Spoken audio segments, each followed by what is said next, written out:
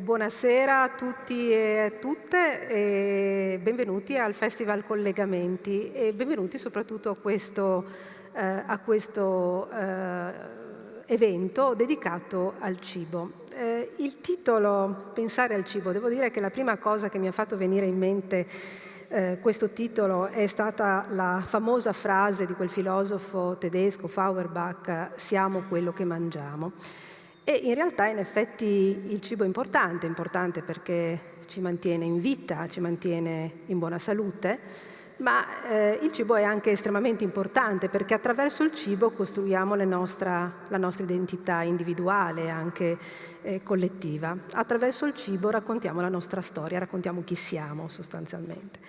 Ed è abbastanza curioso come nella nostra lingua esistano due termini, alimenti e cibo.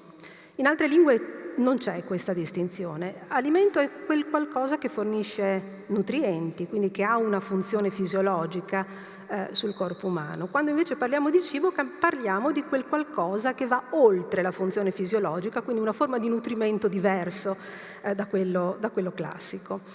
E quindi questo sostanzialmente mi aiuta a raccontarvi che di fatto il cibo non è soltanto buono da mangiare, ma è anche buono da pensare e io aggiungo buono anche da farci pensare, perché il cibo è un osservatorio straordinario attraverso il quale siamo in grado di comprendere i mutamenti anche della nostra società. Ed è quello che cercheremo di fare questa sera con due ospiti che ringrazio per essere qui con noi.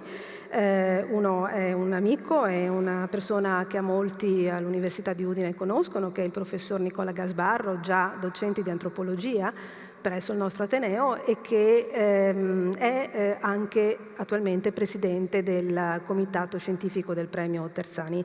Il professor Gasbarro è un esperto di comparazione storico-religiosa e antropologia della complessità. L'altro nostro ospite è Gianfranco Marrone, professore di semiotica all'Università di Palermo. È un noto saggista, un noto scrittore, ha scritto moltissimi testi. Ne cito soltanto alcuni perché ci servono, come dire, ci fanno entrare un po' nella nostra discussione. Introduzione al discorso gastronomico, linguaggi della cucina, del cibo e della tavola. Bene, io chiedo a regia di proiettare la prima immagine. Io volevo iniziare questo incontro con un piatto di spaghetti al pomodoro. Da un punto di vista tecnico, se parliamo di alimento, quel piatto è un piatto interessante da un punto di vista nutrizionale, un serbatoio di zuccheri a lento rilascio, contiene molte sostanze cosiddette bioattive che hanno un'azione importante sulla salute, sul mantenerci in buona salute e sani. Se però passiamo dal termine alimento al termine cibo, questo è un cibo interessante perché stimola in noi, credo, sensazioni piacevoli all'ora di cena quasi, quindi insomma questa cosa probabilmente ci aiuta. Ci identifichiamo in un piatto di spaghetti perché fanno parte della nostra cultura. Tuttavia, se ci pensate un po' bene, gli spaghetti non li abbiamo inventati noi, li hanno inventati i cinesi. La pasta è arrivata in Italia nel Medioevo, portata dagli arabi. Il pomodoro è arrivato dopo la scoperta dell'America. Neanche il basilico è nostro, arriva dall'Asia. Forse l'olio è probabilmente l'unico ingrediente tipicamente, chiamiamolo locale. E allora quel piatto di spaghetti, proprio che è, come dire, iscritto nel nostro DNA, in realtà è un meraviglioso esempio di un piatto globale, una fusione di tante culture. E allora arrivo alla domanda che volevo fare a Nicola. Come si passa da alimento a cibo?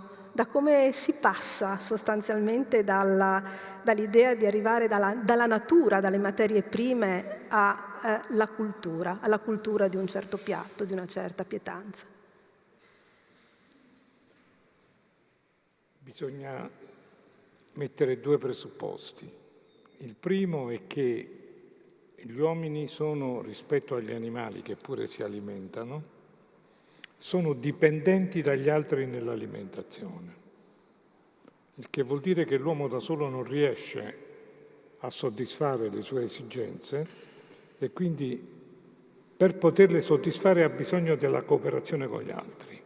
Voi sapete che appena nasciamo abbiamo bisogno di mangiare in rapporto e in relazione con altri, abbiamo bisogno di mangiare insieme, abbiamo bisogno di mangiare secondo schemi ben determinati.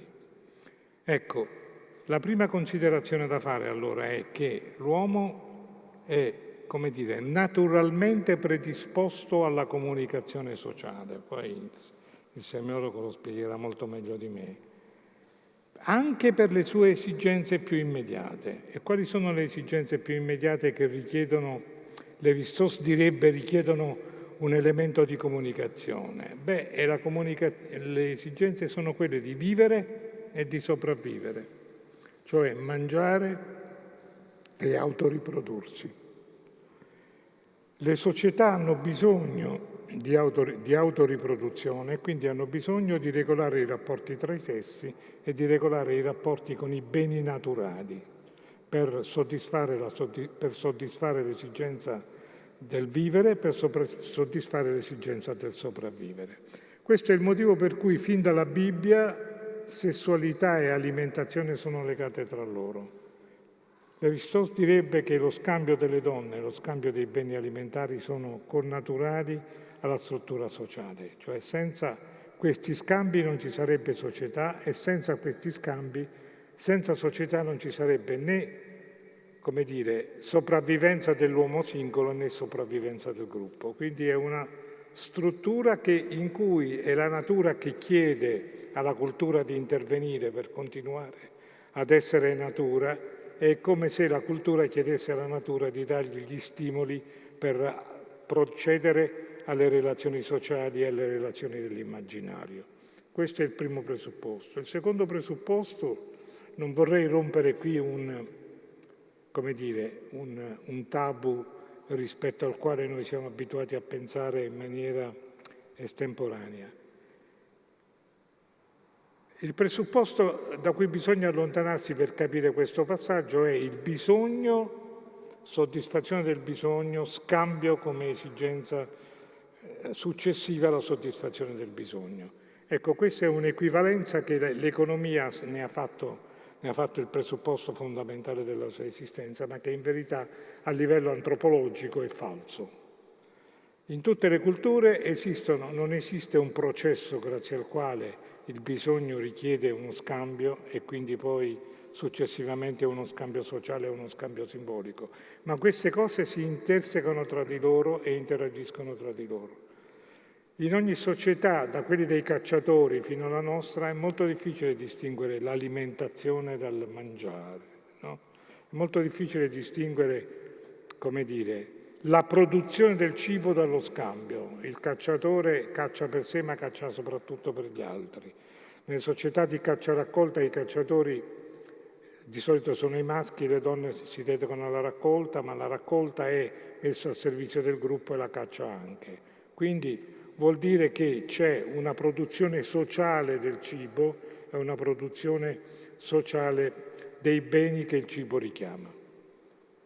Tolti questi due presupposti falsi, naturalistici, perché poi l'economia pensa di essere una scienza fondata sulla natura, in verità anch'essa è una scienza sociale, si apre tutto lo sviluppo dell'antropologia, tutto lo sviluppo delle diverse culture, dei diversi livelli di comunicazione. Sostanzialmente i livelli di comunicazione, per dirla con Lévi-Strauss, sono tre. Uno riguarda lo scambio dei beni e quindi riguarda sostanzialmente il cibo, prioritariamente il cibo. L'altro è lo scambio delle donne che regola i rapporti tra i sessi. Il terzo è lo scambio simbolico. Evidentemente questi tre scambi, dal linguaggio alla mitologia, questi tre elementi si rapportano tra di loro in ordine che ogni cultura stabilisce, cioè ci sono culture che possono stabilire la priorità dello scambio dei beni, penso per esempio al nostro sistema. Noi abbiamo un sistema capitalistico in cui lo scambio dei beni è prioritario rispetto agli altri. Ci sono altre civiltà che impongono lo scambio simbolico, come prioritario, penso per esempio ad alcune religioni monoteistiche che utilizzano il cibo sacramentalmente. Attenzione, non c'è religione che non si occupa di cibo, non c'è religione che non si occupa di sessualità. Mica è un caso. Evidentemente sono delle strutture portanti che antropologicamente obbligano, non sono le religioni ad occuparsene, sono costrette ad occuparsene per poter diventare una visione del mondo. È inutile dirvi che cosa fa il cristianesimo su questo, perché lo sapete benissimo. Abbiamo trasformato il pane e il vino nel corpo e nel sangue di Gesù Cristo, e più mangiare di questo, no? Sarebbe difficile trovarle. Addirittura, voi sapete che esistono delle culture antropofagi, no? Delle culture antropofaghe, che legittimano l'antropofagia. E per noi, per i primi missionari, questo era il massimo dello scandalo.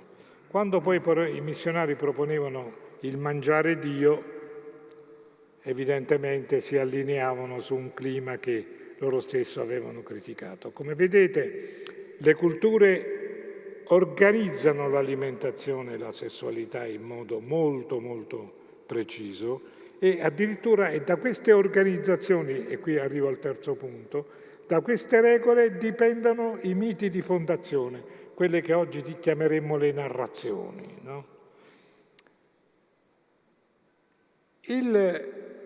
Forse ci torneremo, non lo so, ma il problema del paradiso terrestre e della tabuizzazione alimentare, che poi è passata anche come tabuizzazione della sessualità, da quel momento scoprirono di essere nudi, no?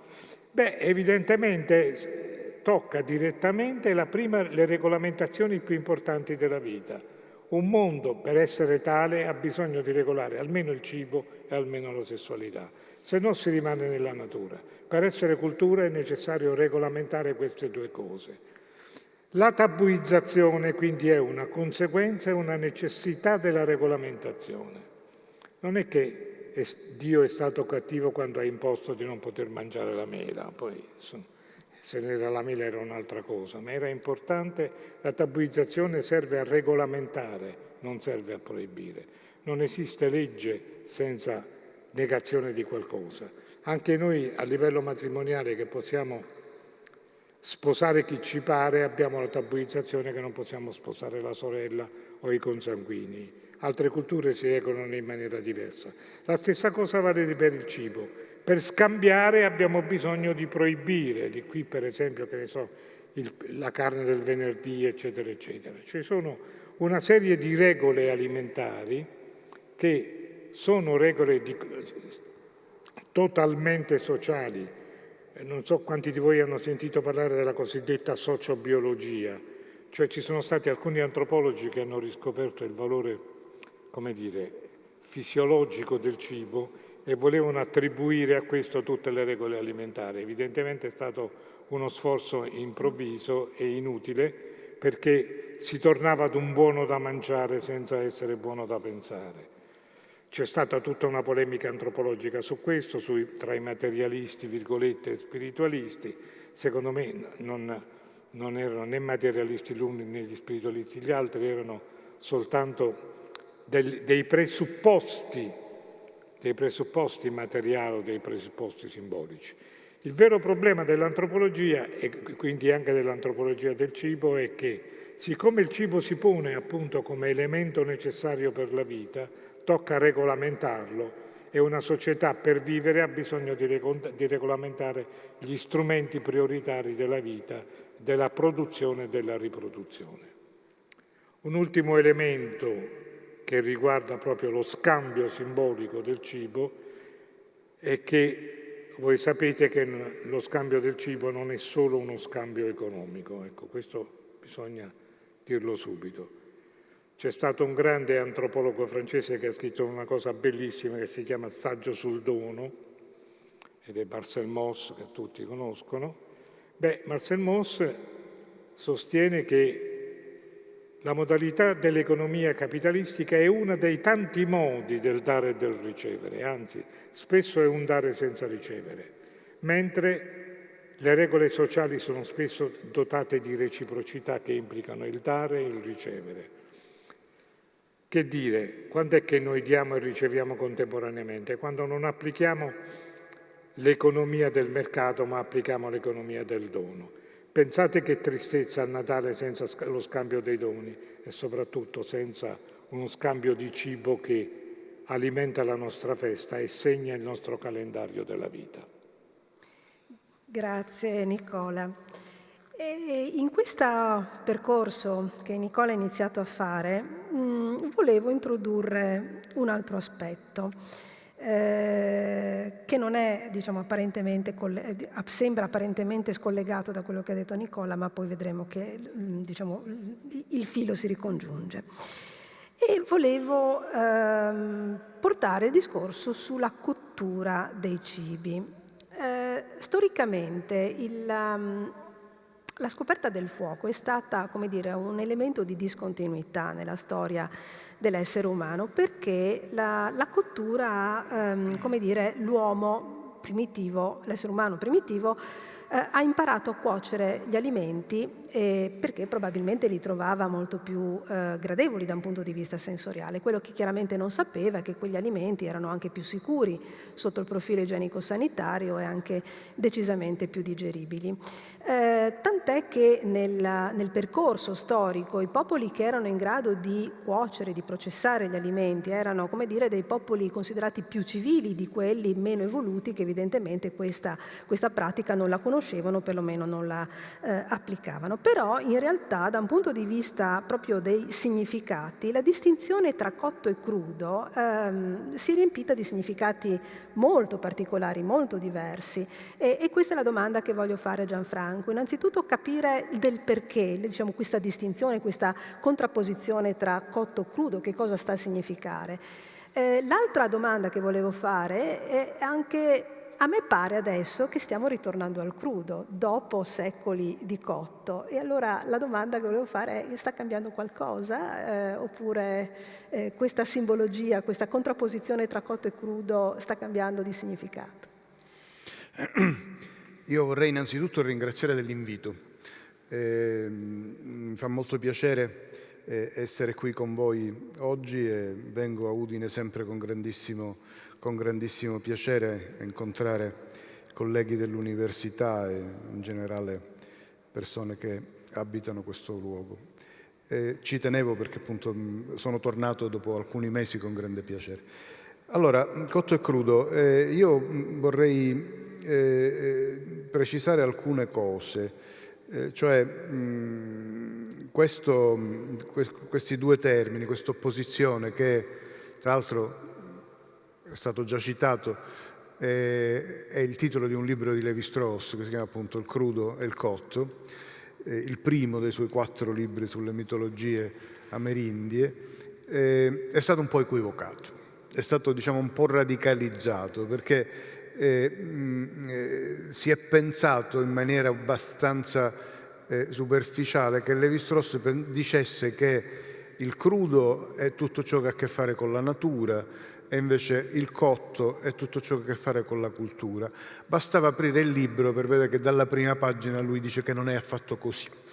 Innanzitutto, poi lui torna anche negli altri libri su queste cose, ma questo non importa. Innanzitutto ci sono cucine, innanzitutto a monte c'è una particolarità su cui magari torniamo, e cioè che, un po' continuando quello che diceva Nicola, l'uomo ha una particolarità. Sappiamo tutti che nel corso della storia si è sempre cercato di capire ma qual è sta benedetta differenza tra l'uomo e gli altri animali. E ci hanno sempre provato in tanti modi, gli antichi greci, vi ricordate, diciamo, il linguaggio, il logos, la razionalità, l'unico animale razionale. Poi si è scoperto che non è così, che un sacco di altri animali parlano più o meno bene. Allora hanno provato in altri modi, hanno detto, beh, forse allora l'uomo è l'unico animale che costruisce degli strumenti. Falso, anche questo, un sacco di altri animali lo fanno, eccetera. I medievali, che erano più spiritosi, dicevano è l'unico animale che ride, che mi sembrava carina questa cosa, ma anche lì poi è stato scoperto che non è così. Allora l'unica cosa che ci è rimasta per differenziare l'uomo, sto semplificando ovviamente, ma i dibattiti sono enormi e millenari, l'unica cosa che ci è rimasta è proprio questo: l'uomo è l'unico animale che cucina. Difficile, io non lo so, dico, io non sono un esperto di animali, ma nessuno ha mai negato finora, che io sappia, questa idea. Potremmo chiederci perché, però prima di chiederci perché possiamo forse anche pensare che appunto cucinare prima di tutto non è soltanto legato al cotto. Ci sono intere cucine che non sono legate al fuoco, sono legate al coltello. Sono tantissime cucine asiatiche iper raffinate che non sanno neanche cosa siano i fornelli, non hanno bisogno. Cioè, i grandi cuochi giapponesi hanno l'arte del taglio e non l'arte del fuoco. E in generale, appunto, Lévi-Strauss sosteneva che così come esiste una cucina del fuoco, il cotto, esiste una cucina del crudo. Il crudo è anch'esso cucinato, perché è trasformato, è sempre frutto di una scelta, di una trasformazione, anche semplicemente il fatto di sbucciare una mela o di tagliare una zucchina. Tant'è che lui insisteva moltissimo su un'altra categoria che detta così può sembrare non troppo carina, ma in realtà, perché la parola non è bella, quello che lui chiamava il putrido. Il putrido non deve crearci problemi di disgusto, perché il putrido non è altro che quello che lui diceva, la trasformazione naturale dei cibi. Cioè, esempio tipico, il formaggio. Non è un caso che ci sono interi continenti che il formaggio non lo mangiano, che lo considerano disgustoso, perché lo considerano putrido nel senso negativo del termine. Ma che ne so, la fermentazione. La fermentazione è il fatto che le cose a un certo punto, sì, bisogna controllarle. E dunque questo pone, secondo me, dei problemi proprio sulla cucina. Cos'è la cucina? Non è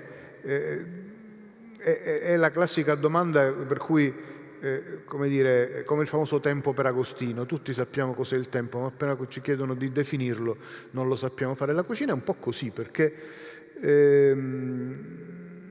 cambia nelle società, cambia nel tempo, ma cambia in maniera anche cambia nella storia. Facciamo un esempio banalissimo. Poniamo che io debba preparare, che ne so, vegetariani mi scuseranno, un pollo arrosto. Come si fa? Sappiamo tutti. Prendiamo il pollo e lo mettiamo al forno. E il pollo dove lo prendiamo? Perché poi domande, andiamo al supermercato e compriamo il pollo. E il pollo chi l'ha portato al supermercato? Cioè, possiamo tornare indietro ovviamente all'infinito, ma senza andare nemmeno tanto indietro nella storia, fino a 2 o 3 forse generazioni fa, faceva parte dell'arte del cuoco o della cuoca tirare il collo alla gallina, cioè era parte dell'esperienza culinaria. Oggi è una cosa che forse sta dando fastidio il fatto stesso che io ne parli, perché la nascondiamo, ma qualcuno questo lavoro lo deve pur fare, e infatti lo fa, ma non è più un cuoco, è un macellaio. Cioè, cosa sto cercando di dire? Che ovviamente nel corso del tempo cambiano le esperienze culinarie, cambia quello che consideriamo cucina o meno. Hanno fatto qualche anno fa un'inchiesta negli Stati Uniti, sapete, gli americani non fanno altro che fare inchieste, e l'inchiesta era appunto quanto tempo impiegate al giorno per cucinare, e la risposta media è stata 10 minuti.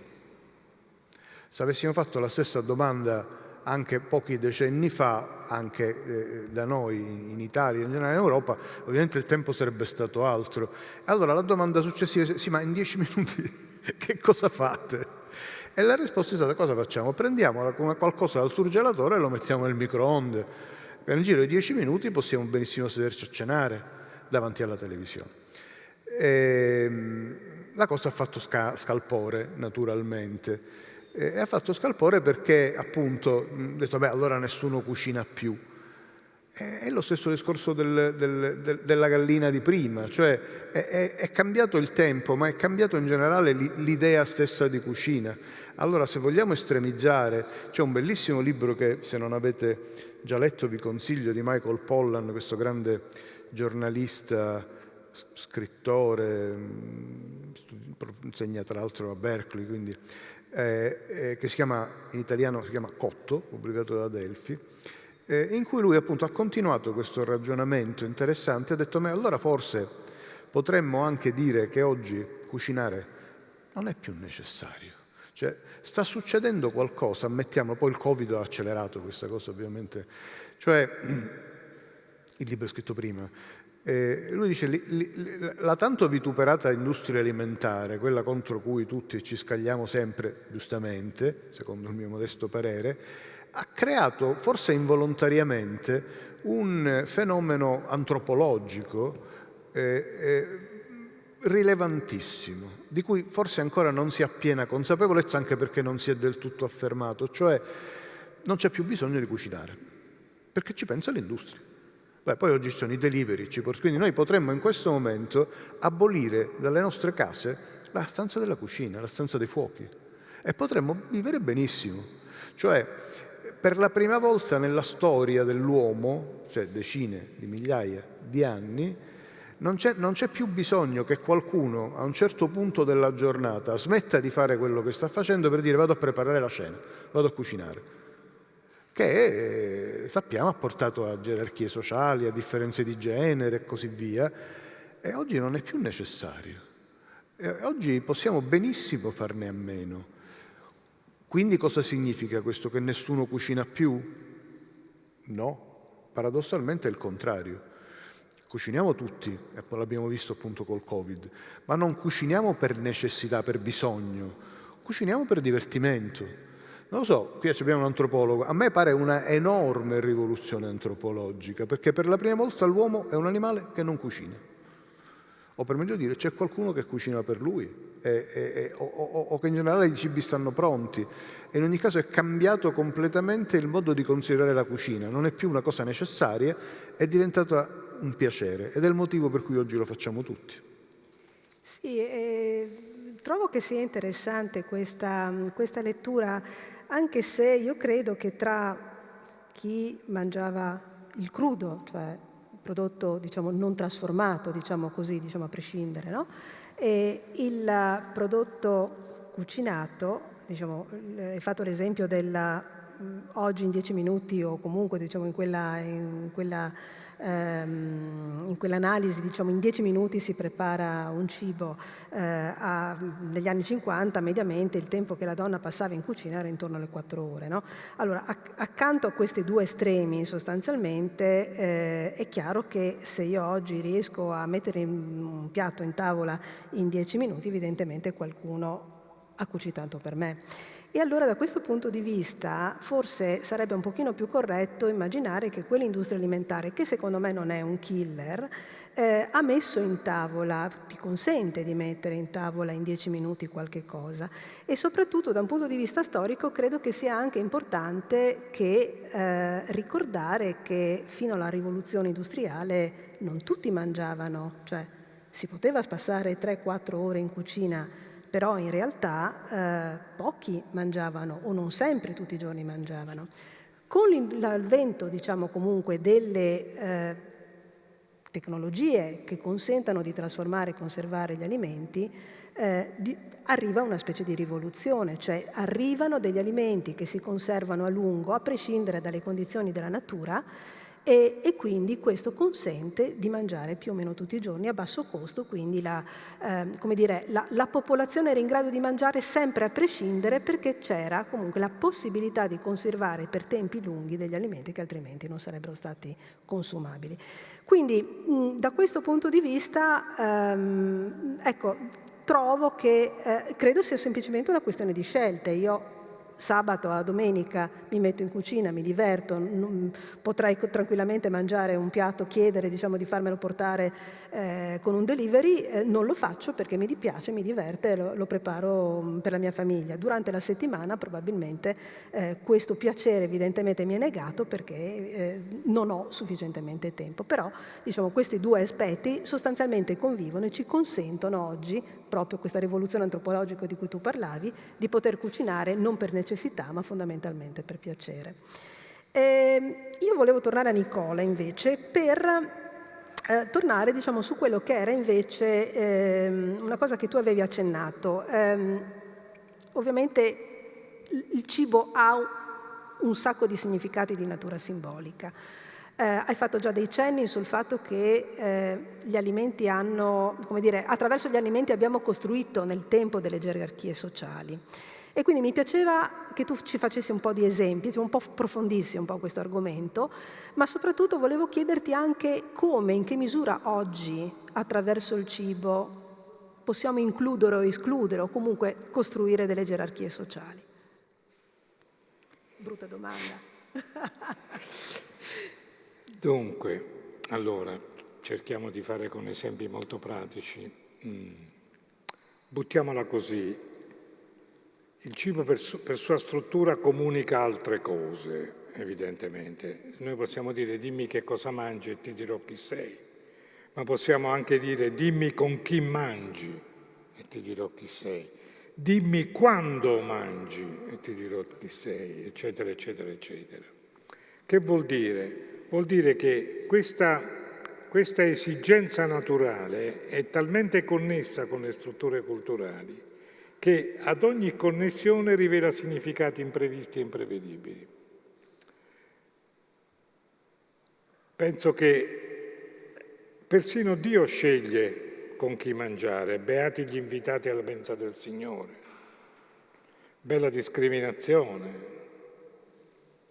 Però scusate, ma il sindaco di Trieste quando dice che la Sacher che costa 10 euro non è troppo perché poi chi ha i soldi lo può mangiare e chi non ce l'ha si limita a guardare la vetrina, non sta facendo discriminazione. Eppure con una fetta di torta stiamo discriminando alla stessa maniera di un'onnipotenza divina i peccatori dai non peccatori, soltanto che i peccatori sono diventati chi non ha soldi. Vedete come uno stesso incrocio crea significati differenti. Cosa vuol dire questo? Vuol dire che il cibo veicola non solo strutture alimentari, ma veicola strutture elementari dell'immaginario. Tramite il cibo noi comunichiamo cose che vorremmo non comunicare e che a volte vogliamo tenere nascoste, però poi praticamente si autorivelano. Che so, con quello non prenderei mai nemmeno un caffè, che non è un'espressione da niente. Con quell'altro invece ci andrei a cena volentieri. Ecco, tramite il cibo noi stiamo discriminando persone che ci stanno antipatici o che sono a noi contrari, oppure stiamo facendo una selezione sociale, o meglio, una selezione di scambio sociale tramite il cibo. Questo è il primo elemento. Il secondo elemento che tocca l'immaginario. Ecco, io di solito definisco l'immaginario come tutto ciò che un gruppo sociale, gli antropologi dicono una cultura, ma è troppo complicato, tutto ciò che un gruppo sociale ritiene possibile e pensabile. Ecco, il cibo si presta molto a questo, a pensare ciò che non stiamo facendo adesso e a rendere possibile ciò che ci appariva prima impossibile. Per esempio, l'esempio classico è: non so come ristabilire uno scambio sociale, lo invito a cena. Se lo invito a cena al ristorante è una cosa, se lo invito a casa mia ne è un'altra, se lo invito con persone che sono comuni amici è un'altra cosa ancora. Cioè noi ristabiliamo continuamente distanze sociali e vicinanze di opportunità tramite il cibo.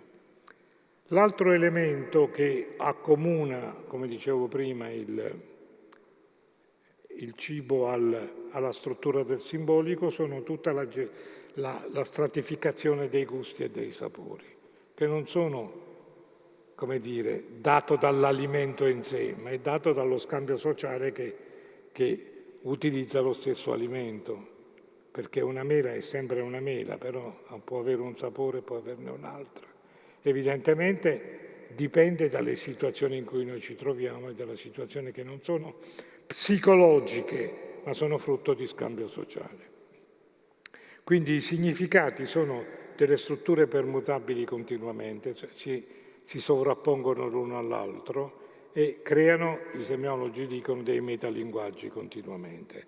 L'esempio più metalinguistico che esiste, lo citavo prima, è quello del pane e del vino, che poi diventano corpo e sangue di Gesù Cristo.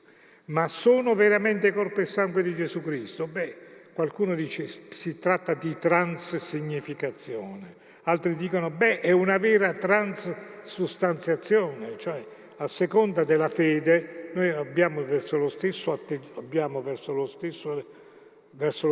rituale un atteggiamento completamente diverso, che cambia sostanza se ci crediamo, ma almeno cambia segno se non ci crediamo. Qui si aprono tutta una serie di altri problemi, ma vi vorrei far vedere come questo elemento comincia già all'inizio del racconto della nostra cultura, con la proibizione del cibo, con il distinguere un cibo buono da mangiare con un altro cibo non buono da mangiare, la famosa mela. Beh, lì sono possibili due letture sostanzialmente. La prima è una lettura di carattere, se volete, più materiale. La seconda lettura di carattere più simbolico. Quella più materiale ha il peccato, quindi le conseguenze, la morte, eccetera, eccetera. E quella è la lettura normale. L'altra più sofisticata è, beh, però il paradiso terrestre era una bella invenzione, la storia ne è un'altra, quindi meno male che c'è stato il peccato e che c'è la storia. Quindi vedete, secondo voi quando hanno preso la mela, il morso della mela come simbolo del computer, eccetera, alludevano alla prima lettura o alla seconda lettura? Evidentemente alludevano più alla seconda, cioè da quel momento, sebbene peccatori, ebbero la conoscenza, sapevano distinguere il bene dal male. Tramite cosa? Tramite una mela? Sì, tramite una mela. Perché tramite la rottura di una regola si apre un orizzonte di conoscenza. Guarda caso, ancora una volta, il cibo che diventa addirittura struttura conoscitiva, positiva per l'avvenire della scienza, ma negativa per la religione. Lo stesso elemento permette metalinguaggi differenti. La stessa situazione originaria, evidentemente, è la proiezione di situazioni sociali.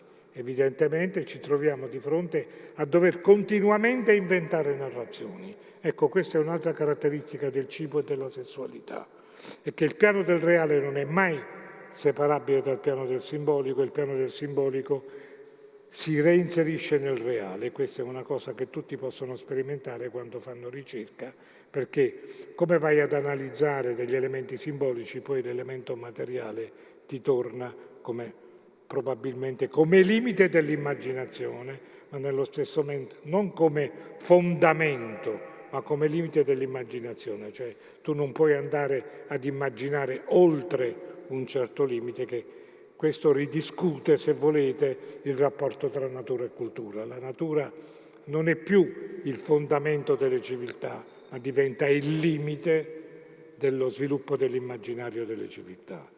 Ecco, l'esempio del cibo che si rovina forse ci dice bene questo segnale e ci dice bene qual è la sostenibilità e l'ecologia del futuro. Nicola, volevo farti una domanda un po' provocatoria. Tu hai fatto l'esempio l'esempio della mela, della proibizione del consumo della mela nella Bibbia. Mi è venuto in mente anche il fatto che spesso nell'antichità se l'uomo dimostrava grande appetito era un segno di vitalità, no? Di potenza. Generalmente una donna che dimostrava grande appetito generalmente non era particolarmente gradito, perché, come dire, faceva supporre che questa donna non fosse particolarmente virtuosa. In tutto questo, diciamo, quanto nella cultura c'è l'uso del cibo nella esclusione in termini di genere? Come no, c'è tutta una letteratura sulla discriminazione, basti pensare alla proibizione del vino per le donne, basta pensare, posso fare un riferimento personale? Certo. Mia mamma, che pensiero selvaggio era, di pensiero selvaggio e di natura contadina totale, mi diceva, quando io stavo a casa dei miei genitori, mio padre mi aveva detto che non dovevo mangiare la carne perché non mi dovevo abituare ad essere trattata bene, perché con il matrimonio potevo andare in una casa in cui la carne c'era e in una casa in cui la carne non c'era, e siccome sono donna mi dovevo adattare a queste cose, per cui, aggiungeva lei, per passare da chi non mangia carne a chi la mangia si fa presto, per una che è abituata a mangiarla e poi non poterla mangiare è molto dura. Come vedete, il cibo ancora una volta ha separato i sessi in maniera non solo nella produzione ma anche nel consumo, ma questo ha significati anche di altra natura. Pensa a cosa significa carne in un mondo di relazioni sessuali del mondo contadino, che aveva molto meno tabuizzazioni della società borghese, e quindi aveva riflessi simbolici anche sul piano della sessualità. Ma mi fermo qua. E ci fermiamo qua. Senti Gianfranco, tu hai detto oggi possiamo cucinare per piacere, non necessariamente per necessità, però c'è un aspetto, forse cuciniamo meno, ma parliamo tanto di cibo. Perché secondo te abbiamo questa mania di parlare sempre e continuamente di cibo? Io anni fa, un po' per scherzo, avevo coniato un termine abbastanza evidente, tra l'altro parlavo di gastromania, che è insomma, autoevidente, non c'è bisogno di spiegarlo, che è appunto, credo, quello che tu mi stai giustamente chiedendo, cioè relativamente da poco è venuta fuori questa moda, ammettiamolo, del cibo e del parlare del cibo, che sono due cose strettamente collegate. Diciamo una prima forte botta, diciamo così, l'hanno data i media, ovviamente. Pensiamo all'enorme quantità di trasmissioni televisive che hanno a che fare con il cibo, anche se ci sono sempre state, perché quando la televisione è stata inventata, è stata in Italia e si è diffusa negli anni 50, alla fine degli anni 50, già c'era Mario Soldati che faceva le sue trasmissioni che si chiamavano La ricerca dei cibi genuini perduti, ed era il 57. C'era Veninchi, c'era Veronelli che andava in televisione, c'era Aldo Fabrizi che faceva, però poi ovviamente oggi c'è questa esplosione di programmi televisivi di tutti i tipi, serie televisive, game show e quant'altro. Però non è solo quello, pensiamo, che ne so, al turismo gastronomico. Prima nessuno partiva per andare a mangiare, si partiva per andare a vedere i monumenti, per andare al mare, per andare in montagna, ma nessuno pensava di partire per andare a un ristorante, meno che mai in una cantina. Oggi invece è assolutamente la norma, anzi credo è una delle forme trainanti del turismo. I corsi di cucina, i corsi di vino, insomma questa gastromania tiene insieme tante cose, e tiene insieme anche quello che dicevamo prima, che tu hai adesso ricordato, c'è questa passione per la cucina che è inversamente proporzionale alle competenze. Infatti, perché ci sono tante trasmissioni televisive? Perché la gente non sa cucinare, però cucina lo stesso, e quindi ha bisogno di imparare in qualche modo. Sino a pochissimi mesi fa lo spazio più grande delle librerie era quello dei ricettari, adesso sta un po' diminuendo, andiamo su internet e non ne parliamo, ce ne sono tantissime. Allora potremmo chiederci perché, non lo so, non sono in grado di rispondere, ma come mai questa cosa è venuta è venuta fuori. Secondo me è una cosa che ha come dire, luci e ombre, aspetti positivi ed aspetti negativi. Gli aspetti negativi sono ovvi, cioè è diventato un po' una caricatura, ci sono gli eccessi.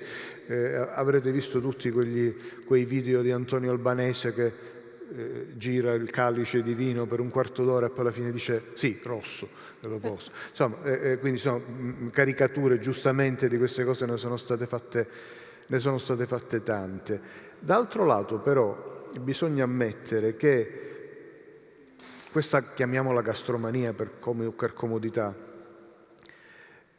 ha avuto un suo merito, perché secondo me adesso sta un po' declinando, però insomma è abbastanza presente ancora, ed è quello di avere stimolato la gente a pensare al cibo, a interessarsi al gusto. Cosa che tu poco fa ricordavi gli anni 50, la grande trasformazione, appunto il boom dell'industria alimentare, la nascita della grande distribuzione, dei surgelati, delle scatolette, eccetera, che ha portato a quello che qualcuno giustamente ha chiamato un periodo di congelamento del cibo, ma non congelamento solo nel senso del surgelato, ma nel senso che ha completamente eliminato nella classe piccolo borghese e borghese l'idea del gusto, la pratica, l'esperienza del gusto. Era completamente venuta meno, non si mangiava per interesse, per piacere, nemmeno per convivialità.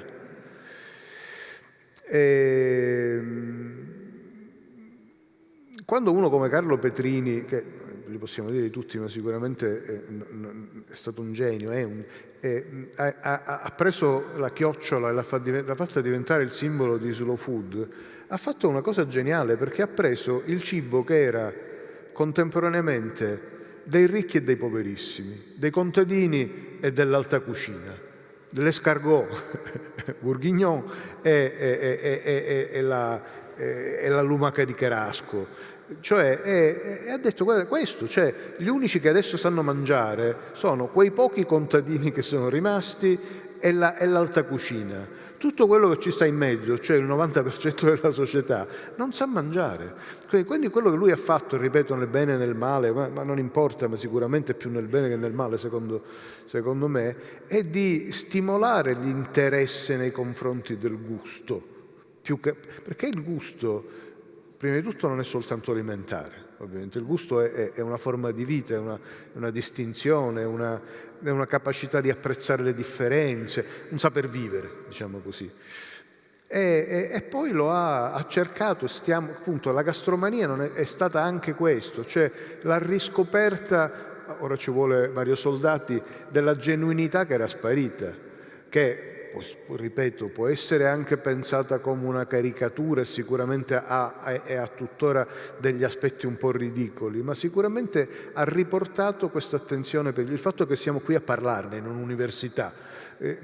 Sino a 10 anni fa era assolutamente impensabile. E ancora oggi il sorrisetto dei miei colleghi, ma ti occupi di cibo perché ti piace mangiare, è costante, cioè continua a essere considerato un argomento superficiale, cioè non un bel trattato di filosofia o un bel teorema di matematica, no, cioè cibo, che argomento. Però sta di fatto, ne parlavamo poco fa, nell'arco di pochissimi anni, adesso scienze gastronomiche c'è dappertutto, per fortuna, ma è una cosa che è nata l'anno scorso, 2 anni fa, e oggi ci sembra anche strano, ma che prima non c'era? No, prima non c'era. Cioè non esisteva lì. Cioè gli unici che si occupavano di cibo giustamente sono i medici, no? Un po' gli antropologi e basta. Le tecnologie agroalimentari, sì, lo so, lo che stavi dicendo difesa di casa. Però le tecnologie agroalimentari sacrosante sono dei tecnici, sono al di qua della cucina, cioè si fermano appena inizia la cucina, appena arrivano loro. Per fortuna che ci sono. Per fortuna che ci sono, perché certo, consentono a chi non vuole di cucinare, cioè cucinano loro per chi non vuole cucinare in casa. Bene, diciamo, siamo un po' verso la fine, volevo riportare il discorso, ovviamente per motivi che adesso scoprirete, su un frutto che è, come dire, un alimento simbolico per eccellenza e che è già stato accennato da Nicola, la mela. La mela conosciamo tutti, frutto fantastico, tiene il medico lontano e c'è del vero in tutto questo detto, e anche mezzo di comunicazione sociale importantissimo. La mela è stata oggetto, proprio qui all'Università di Udine, di un esperimento, io lo chiamo un esperimento perché abbiamo fatto alcuni anni fa, dato il via a un progetto di ricerca finanziato dalla Fondazione Friuli, che aveva un po' il compito di mettere insieme appunto voci diverse, aree tematiche diverse, dall'antropologia all'economia, al diritto, ai tecnologi alimentari, agli esperti di agraria, ai medici, mettere insieme una serie di competenze per studiare una serie di problematiche connesse all'uso della mela nell'alimentazione umana. È stato, devo dire, un esperimento perché mettere insieme tutti questi esperti non è stata impresa facile, perché nell'ambito di ogni disciplina esiste un linguaggio diverso. Per cui la prima cosa che abbiamo dovuto fare è stato quello di mettere, come dire, in linea o creare un linguaggio che ci consentisse di lavorare, di parlare, di comunicare assieme. I risultati sono stati diversi, non sono qui, diciamo, non è questo il momento di descrivere sostanzialmente che cosa abbiamo ottenuto, però mi piaceva in questa sede raccontarvi, farvi vedere alcuni dei risultati che abbiamo ottenuto. E la prima cosa che mi piaceva farvi vedere è proprio una declinazione della mela come oggetto che rientra in una comunicazione pubblicitaria, quindi la mela declinata con significati diversi in pubblicità che negli anni sono state utilizzate. E quindi io chiedo alla regia di far partire il filmato con queste immagini che sono state raccolte dalla dottoressa Alessandra Conte e che ci raccontano un po' come la mela è stata usata, interpretata per comunicare delle cose. E poi chiedo a Gianfranco di commentare queste immagini. È un video che dura un paio di minuti, quindi non tantissimo.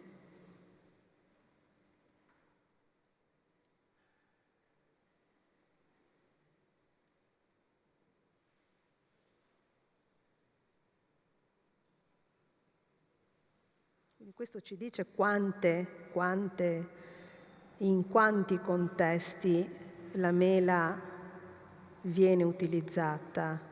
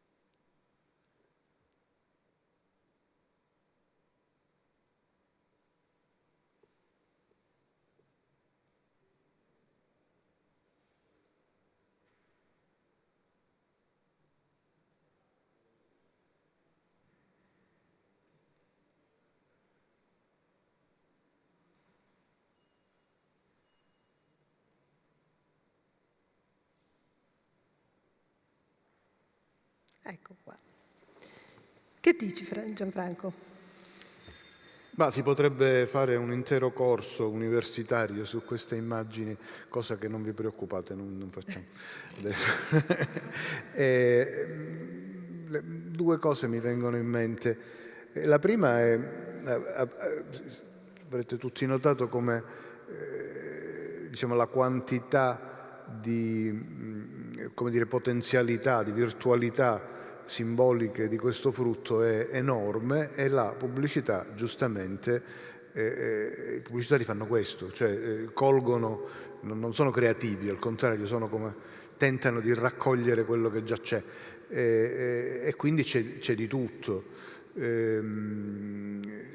Abbiamo visto pubblicità della mela, pubblicità con la mela che diventa a un certo punto semplicemente una scusa per parlare d'altro, eccetera. La mela come simbolo della tentazione, non mi ricordo se c'è anche quella dei dentisti, perché forse no. Cioè, a un certo punto ci sono anche, era la pubblicità credo di qualcosa che aveva a che fare con le gengive o con dentifrici, eccetera, quindi c'era l'idea del morso, vi ricorderete, è andata per molti anni questa pubblicità. E poi ci sono altri tipi di mele, c'è la grande mela che è New York, c'è la mela di Apple, tra l'altro la mela di Apple, questo da qui non so se tutti sanno che viene da Newton, cioè la primissima pubblicità di Apple Computer era Newton sotto l'albero, con la melina che gli sta per cadere in testa. A un certo punto qualcuno deve avere sussurrato a Steve Jobs: no, leva tutto e lascia la mela sola. E tra l'altro la mela di Apple, vi ricordate, gliene manca un pezzettino, quindi è morsa. E c'era la grande mela, New York, ma lui stava in California, quindi E poi c'era un'altra cosa fondamentale all'epoca, la casa discografica dei Beatles, che si chiama Apple.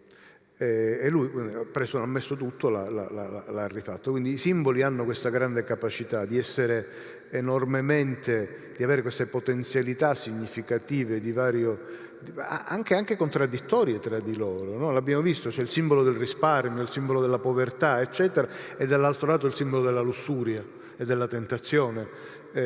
Stanno benissimo insieme, però stanno benissimo perché siano simboli. Poi appena li mettiamo, è come le parole significano tante cose, appena li mettiamo nelle frasi hanno un significato solo, e i simboli uguali, ovviamente la stessa cosa. Però quello che forse potremmo chiederci, ci pensavo quando tu mi hai stimolato a riflettere su questa cosa, è che quella che mi divertiva di più è quella dove c'è la mela con il pane, che mi pare sia dell'Esselunga, anche questa della mela e della pera è molto carina.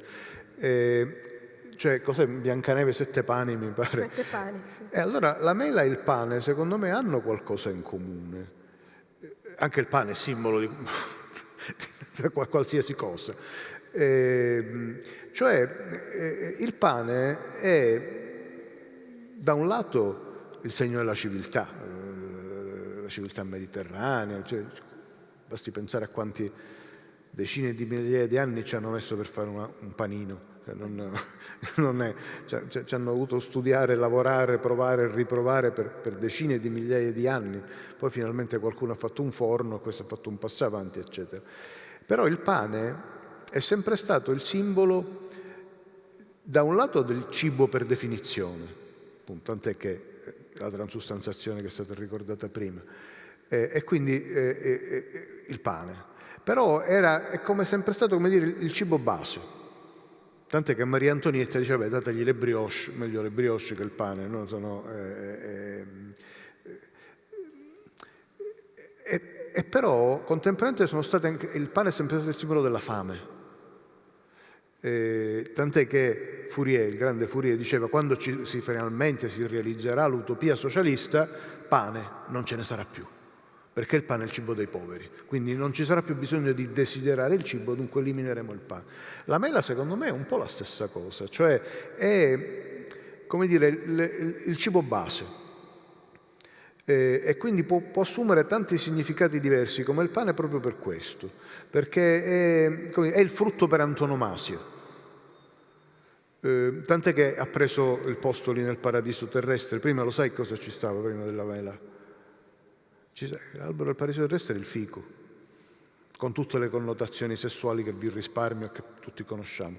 Poi a un certo punto la Chiesa ha detto: lasciamo perdere, mettiamoci la mela, che è meno problematica, diciamo così, perché in qualche modo era secondo me è una teoria, un'ipotesi secondo me di lavoro, però interessante, questa della mela come il pane, come cibo base, che non appena si elimina la fame, si elimina il bisogno, si elimina la carestia, sparisce.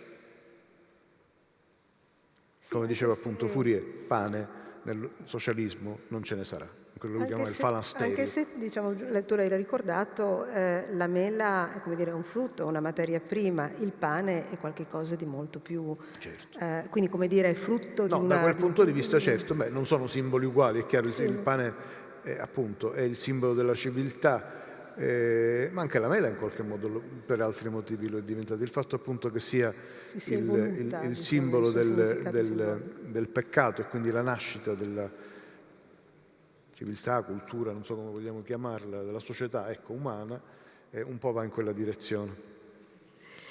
E allora, rimanendo diciamo, nell'ambito della mela, avevamo voglia di farvi vedere anche un altro prodotto di questo esperimento, di questo progetto di ricerca che abbiamo fatto, che è un libro, quindi chiedo alla regia di proiettare il frontespizio, eccolo.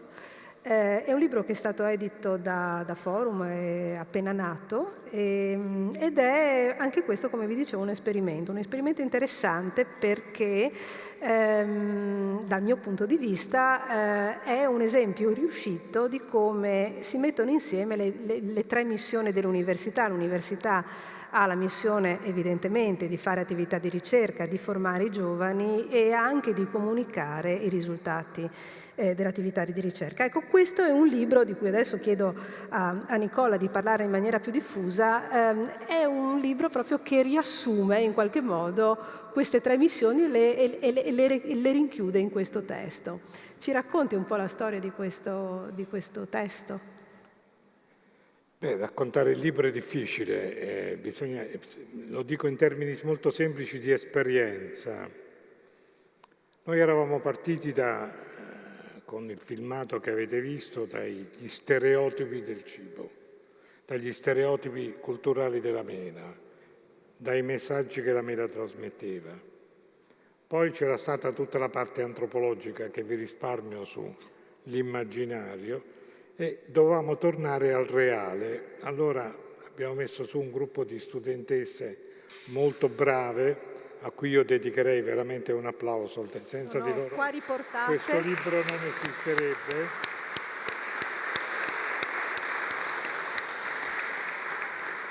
Che ringrazio pubblicamente, e loro si sono organizzate da sole.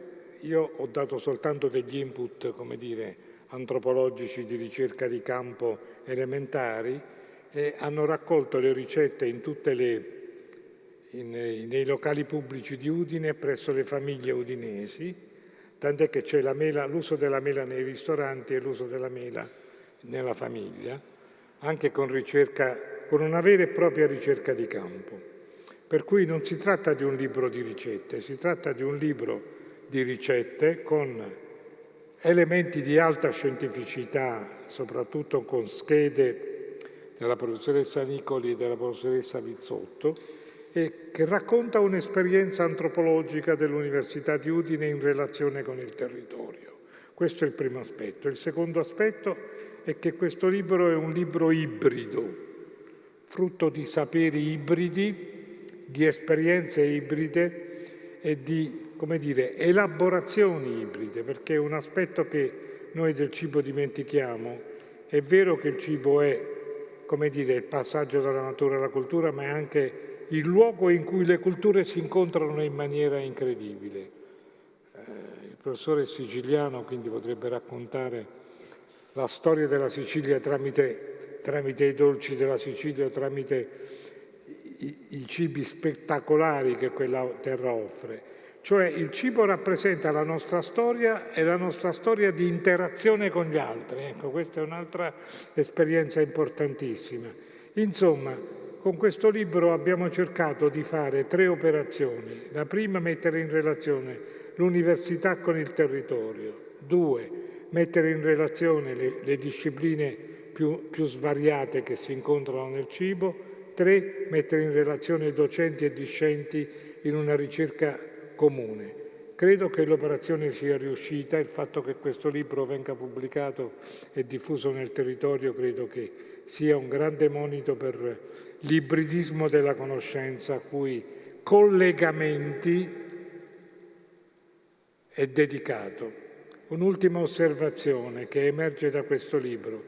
Da questo libro emerge che le ricette fanno parte di un grande rituale, sia quando si mangia al ristorante, sia quando si mangia a casa. La ricetta è l'inizio di un grande rituale, che è il rituale della tavola, è il rituale dello stare insieme, è il rituale del convivio. Ecco, la macchina rituale ha una sua caratteristica, che stabilisce delle regole, unisce cose diverse, però alla fine nel rituale ci sentiamo tutti uguali ed è una sensazione bellissima, per cui obbediamo alle regole e siamo pure contenti di farlo. Qual è il rituale del cibo più bello? Beh, è quello in cui noi ci ritroviamo insieme, per cui il futuro del cibo non è solo la sua genuinità in termini, come dire, biologici e naturalistici, ma anche la sua genuinità sociale ed antropologica. Per favore, cerchiamo di mangiare più insieme e lasciamo perdere slow food e soprattutto mangiare con il cellulare di fronte. Vi prego, riconquistate una genuinità della vita sociale e la genuinità del mangiare insieme, che è un rituale di connessione e di relazione tra culture. Io chiudo l'introduzione a questo libro dicendo che il Friuli potrebbe essere una grande regione di integrazione, una sorta di grande mela che riesce culturalmente a valorizzare tutte le mele che produce questo territorio. Ed è l'augurio che io vi faccio a tutti e che faccio al Friuli Venezia Giulia. Grazie Nicola, grazie mille. Ancora un ringraziamento alle studentesse di Scienza e Cultura del Cibo che hanno dato vita a questo volume. Noi siamo, pian piano stiamo arrivando verso il termine del nostro incontro. Credo che forse c'è tempo, se chi ritiene di fare qualche domanda, volentieri siamo qui a rispondere. Prego. E allora, secondo me, durante l'intervento ci si è concentrati molto su, giustamente, quello che il cibo mostra a livello culturale, quindi come si può intendere il cibo da una prospettiva culturale. Però, secondo me, potrebbe essere molto interessante concentrarsi su quello che il cibo nasconde diventando un prodotto culturale. Quindi, provo a spiegarmi. Mangiare, nutrirsi, è il modo attraverso cui noi riusciamo a continuare a sopravvivere ed eventualmente a realizzarci, spesso a scapito della sopravvivenza e della realizzazione di altri esseri viventi, no? Questa è in un certo senso, dal mio personalissimo punto di vista, l'evidenza di un collegamento tra la vita, la morte e una violenza che forse, tutto sommato, attraverso la cultura si vuole provare a nascondere, si vuole provare in un certo senso a legittimare. Per esempio, ovviamente se prendiamo un animale, per poterlo mangiare lo dobbiamo uccidere. Quindi, al di là del fatto che l'animale abbia o meno una volontà, la sua realizzazione, il suo conatus viene meno, lo interrompiamo per protrarre il nostro. Lo stesso facciamo anche con le piante. Poi, nel momento stesso in cui uno non si volesse concentrare su un essere vivente come sono piante e animali, dice no, ma io posso nutrirmi per esempio di frutta magari, posso nutrirmi, non so, di altro genere di risorse organiche. Sì, certo, uno lo può fare, però così facendo priverebbe indirettamente altri esseri viventi di quelle risorse. E quindi, per quanto non agisca una violenza diretta su quell'organismo, indirettamente, diciamo che protrarrebbe la propria vita e non quella, e sottraendo risorse che potrebbero essere utili invece agli altri organismi per protrarre la loro. Io penso che ci sia moltissima violenza in tutto questo e che tra l'altro sia estremamente evidente, perché il cibo, diciamo, nella sua semplicità porta con sé anche questa evidenza, e ripartire dalle evidenze può aiutare, perché alle volte insomma nelle derive speculative ci si può facilmente perdere. Questa proprio è un'evidenza.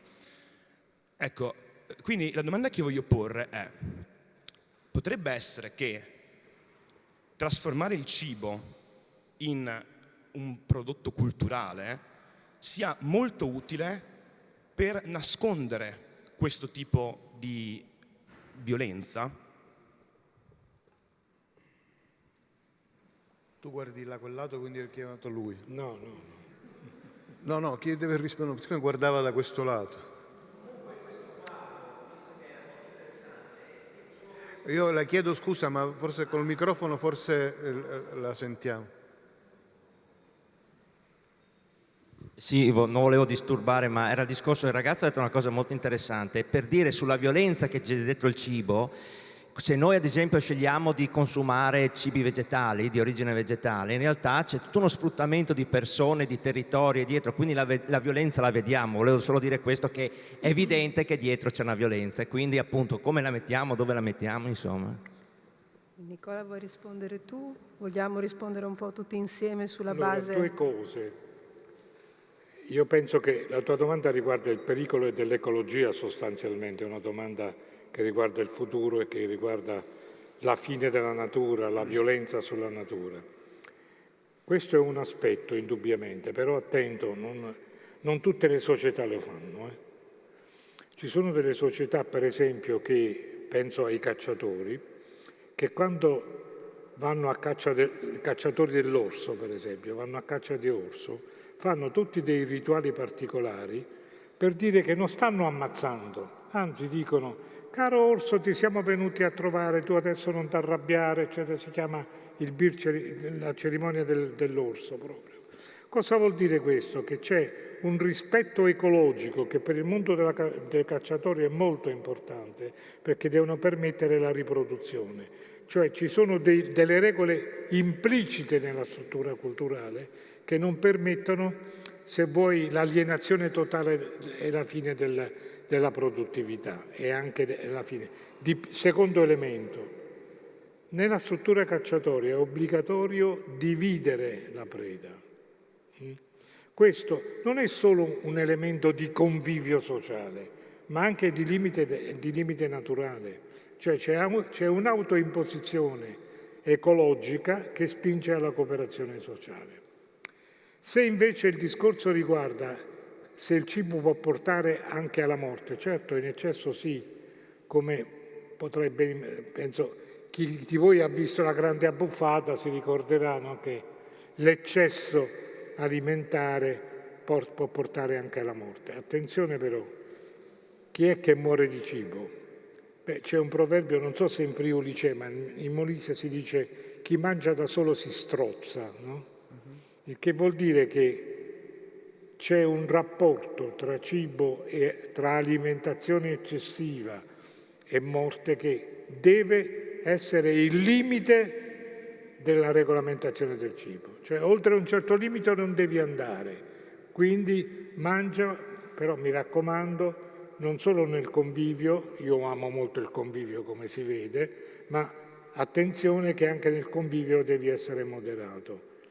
Quindi ci sono due problemi, uno che riguarda il collettivo, il rapporto con la morte individuale, e l'altro che riguarda la morte collettiva, che è la distruzione dell'ambiente. Attenzione che le due cose non vanno separatamente.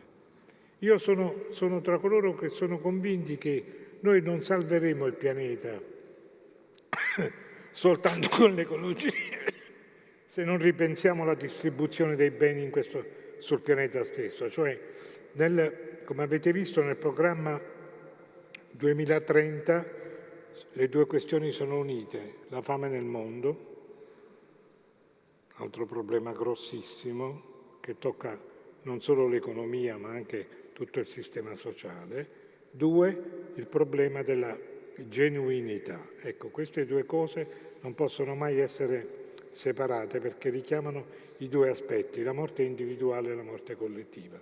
Si può morire per eccesso di cibo sia a livello individuale sia a livello collettivo. Lo spreco è l'inizio di una morte collettiva. Quindi attenzione allo spreco, attenzione al rifiuto. noi viviamo in una società di rifiuti che è la distruzione del cibo e della materia. Lavoriamo per un'obsolescenza programmata persino delle cose alimentari. È drammatica la situazione. Dovremmo ricominciare da capo a mettere un po' di tabuizzazioni e forse tutti saremmo meglio anche in termini di distribuzione. Se posso contribuire a questa discussione, indubbiamente sono stati toccati dalle due domande che sono state fatte il tema dell'impatto che ha la produzione di cibo a livello di sostenibilità, ma quando poi parliamo di sostenibilità parliamo di pianeta, ma parliamo anche di sostenibilità sociale.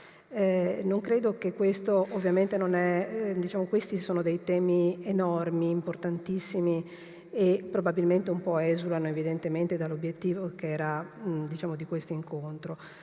Quello che però ritengo sia indubbio è che siamo a un punto di svolta sostanzialmente. Io credo che il nostro modo di alimentarci di qui a pochi anni sarà completamente diverso dall'attuale, che non significa disconoscere i prodotti della tradizione, i prodotti che fanno parte della nostra cultura, però evidentemente dobbiamo immaginare anche di avere delle altre forme di alimentazione che non siano quelle abitualmente, a cui siamo sostanzialmente abituati. Questo è un tema importante, un tema, caldo, per tutta una serie di motivi, ma indubbiamente, a mio avviso, siamo ormai a un punto di svolta.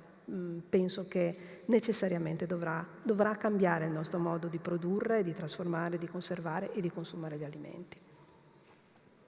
Posso? Certo. Come no? Allora, io sono molto colpito dalla tua domanda e ti ringrazio di averla fatta perché è un domandone, una domanda fondamentale, su cui io sono abbastanza d'accordo sulle tue perplessità, tranne su un fatto. Tu hai parlato dell'idea che, se ho capito bene, che la cultura in qualche modo nasconderebbe questa violenza. Io ho l'impressione, da quello che come l'ho capita io, insomma, che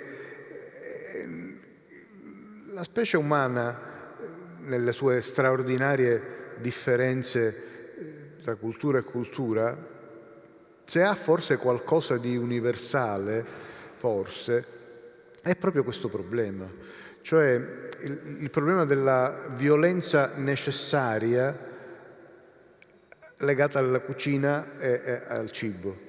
Nel senso che l'uomo ha sempre avuto questo problema un termine che tu mi pare hai usato, della legittimazione della violenza.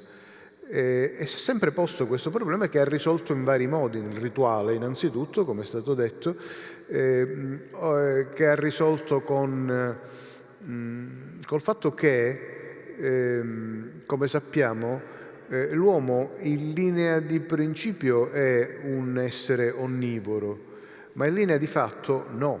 Ogni cultura si è dato dei divieti, quindi ha sempre eliminato qualcosa, ma non soltanto le grandi religioni, ma anche nei piccoli gruppi, nelle idiosincrasie personali, insomma c'è sempre stato qualcosa che in qualche modo io per esempio ho sempre un po' di, non mi convincono tanto quelli che dicono io mangio tutto. C'è sempre qualche cosa che ognuno di noi non mangia, no? C'è qualche cosa che Ora, al di là del mio problema personale, però c'è un altro dato che secondo me è quello per cui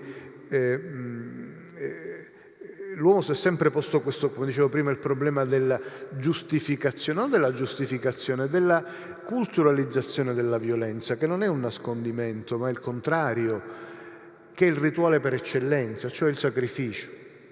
Cos'è il sacrificio? Dice, il sacrificio è il contratto con gli dèi, balle. Il sacrificio è la giustificazione dell'uccisione dell'animale, che viene fatto in ogni cultura in modo diverso, ma tutte le culture hanno un sacrificio. Non lo so, qua ci stiamo scambiando i ruoli, tu fai il semiologo, io faccio l'antropologo, ma insomma non importa, meglio così, anzi. Tutte le culture hanno il sacrificio, che cos'è? Esattamente questo, cioè il fatto di trovare con la triangolazione con la divinità, ovviamente, non una giustificazione della violenza, ma l'ammissione della violenza stessa, che è ritualizzata, teatralizzata, se vuoi, in tanti modi diversi, col che non è che si nega il fatto che ci sia.